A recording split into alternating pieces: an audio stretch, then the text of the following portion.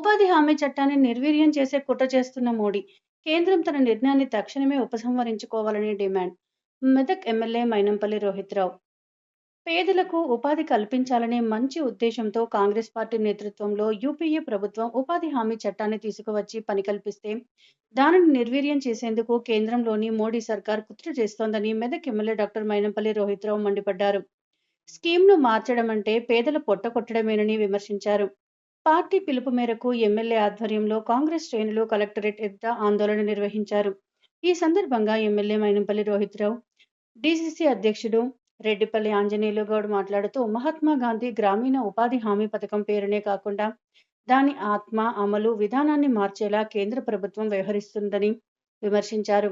గ్రామీణ పేదలకు ఉపాధి భరోసా కల్పించాలని మహాత్మా గాంధీ ఆలోచనకు విరుద్ధంగా కేంద్రం నిర్ణయాలు తీసుకుంటుందని, ఈ పథకాన్ని నిర్వీర్యం చేసేందుకు కుట్ర చేస్తుందని అన్నారు. పేదలు, రాష్ట్రాలను శిక్షించేలా కేంద్రం విధానం ఉందని అన్నారు. మహాత్మా గాంధీ గ్రామీణ ఉపాధి హామీ పథకం పేరును Viksit Bharat, guarantee for Rozgar and Ajeevika mission గా మార్చే బిల్లును ఎమ్మెల్యే రోహిత్రావు తప్పుబట్టారు. గ్రామీణ పేదలకు జీవనోపాధి భద్రత కల్పించడం, వలసలను తగ్గించడం, గ్రామీణ మౌలిక వసతుల అభివృద్ధిని సాధించడం లాంటి గొప్ప లక్ష్యాలతో నాటి యూపీఏ ప్రభుత్వం ప్రవేశపెట్టిన ఈ చారిత్రక పథకాన్ని నిర్వీర్యం చేయాలనే దురుద్దేశంతోనే కేంద్రం ఇలాంటి నిర్ణయాలు తీసుకుంటుందని మండిపడ్డారు. గతంలో 100% నిధులు వెచ్చిస్తూ పథకాన్ని అమలు చేసిన కేంద్ర ప్రభుత్వం ఇప్పుడు తన వాటాను 60% తగ్గించి మిగిలిన 40% భారాన్ని రాష్ట్రాలపై మోపడం అన్యాయమన్నారు. ఇది రాష్ట్రాల ఆర్థిక స్థితిపై తీవ్ర ప్రభావం చూపే నిర్ణయమని, కేంద్రం తన బాధ్యతల నుంచి తప్పించుకునే ప్రయత్నమేనని విమర్శించారు.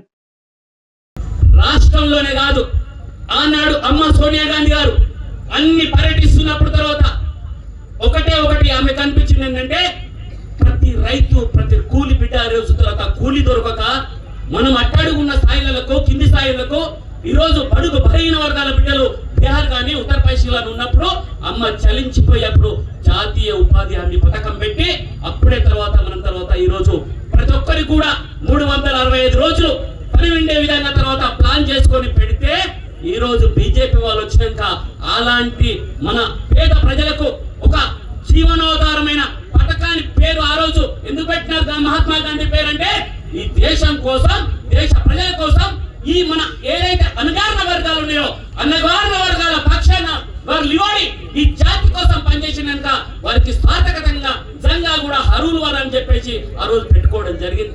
మహాత్మా గాంధీ ఉపాధి హామీ పథకాన్ని ఈరోజు జాతీయ ఉపాధి హామీ పథకాన్ని నిర్వీర్యం చేయడానికి కోసానికి కేంద్రం ఈరోజు పన్నాగం పన్నిందంటే వారి పేరే చెడిపేయాలని చెప్పేసి చూస్తున్నారు. ఈరోజు అందుకోసానికి లోకసభలో పెట్టినప్పుడు తర్వాత దీన్ని చర్చించకుండా వారు వందే మాతరం గురించి మాట్లాడుతున్నారు. వందే మాతరం వాడింది మనము, జనగణమన వాడింది మనము, జై శ్రీరామ్ అన్నది మనము. మన అన్నిటికన్నా ముఖ్యంగా ఈ అన్ని వర్గాలను కలుపుకపోయింది కాంగ్రెస్ పార్టీ అనే విషయము బీజేపీ వాళ్ళు గుర్తించాలని చెప్తున్నాం. అందుకోసానికే ఈ సూటు బూట్ వేసుకున్న మోడీ గారికి తెలియదు ఈ పేద ప్రజానికం గురించి. కన్యాకుమారి నుంచి కాశ్మీర్ వరకు మన రాహుల్ గాంధీ గారు తెలిసి ప్రతి ఒక్కరి గుండె చప్పుడు, ప్రతి ఒక్కరితో పేదోడి బాధ, పేదోడి చెమట వాసన అది ఏ విధంగా ఉంటదంటే మన పర్ఫ్యూమ్ కన్నా ఎక్కువ ఉంటుంది పేదోడి చెమట వాసన. ఆ విధంగా తెలిసిన మహానాయకుడు ఈ రోజు మన రాహుల్ గాంధీ గారు, మన ప్రియాంక గాంధీ గారు ఈ పేద ప్రజల కోసానికి జీవితం అంకితమైన వ్యక్తి వాళ్ళ తర్వాత ఈరోజు. అందుకోసానికి ఈ పథకాన్ని తీసేయాలని వారి పేరు చెడిపాలన్నప్పుడు మనం అందరం కూడా ఈ రోజు ధర్నా కార్యక్రమానికి రావడం జరిగింది. దానికోసానికి కేంద్ర ప్రభుత్వాన్ని హెచ్చరిస్తున్నాం.